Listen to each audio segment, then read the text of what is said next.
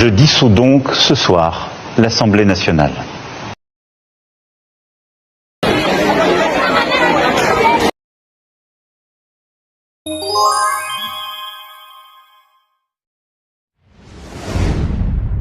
Une première en France, depuis 1997, Emmanuel Macron a décidé de convoquer des élections législatives anticipées depuis le dimanche soir, et ceci après la large victoire du Rassemblement national aux élections européennes. Il faut savoir que la dissolution est une arme législative pensée pour permettre au président de la République de sortir la France d'une crise institutionnelle, par exemple lors d'une incompatibilité entre la majorité présidentielle et la majorité parlementaire, et peut également servir de référendum déguisé pour vérifier la confiance des électeurs à son égard. Et donc, le premier tour est attendu dimanche 30 juin et le second le 7 juillet prochain.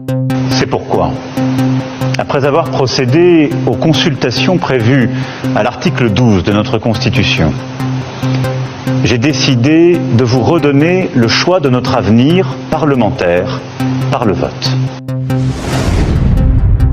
Le moment était très attendu pour observer l'effectivité du fonctionnement de l'exécutif national. La première ministre Judith Suminwa-Tuluka fera son grand oral à l'Assemblée nationale ce mardi 17 juin, un événement crucial visant à obtenir l'investiture de son gouvernement. Cette étape symbolique revêt une importance stratégique pour la République démocratique du Congo, car elle marque le début d'une nouvelle ère politique et gouvernementale après la réélection de Félix Tshisekedi à la présidence du pays. Le programme d'action ambitieux présenté par la chef du gouvernement est évalué à 92,6 milliards sur une période de 5 ans. Ce programme représente notre vision stratégique pour le développement économique, social et politique de notre pays pour les 5 prochaines années.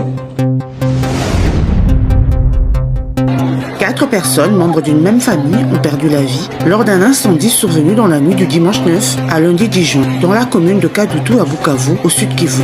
Le feu a complètement détruit plusieurs maisons et causé d'importants dégâts matériels. Les victimes sont une mère et ses 3 enfants. La ville de Bukavu est régulièrement confrontée à des incendies difficiles à maîtriser, souvent en raison du manque de moyens logistiques.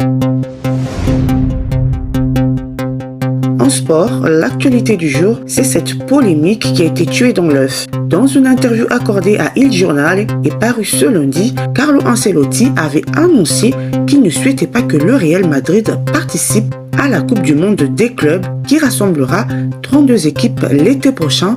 L'entraîneur italien a sérieusement tempéré ses propos sur X quelques heures plus tard, tandis que son club confirmait qu'il serait de la partie.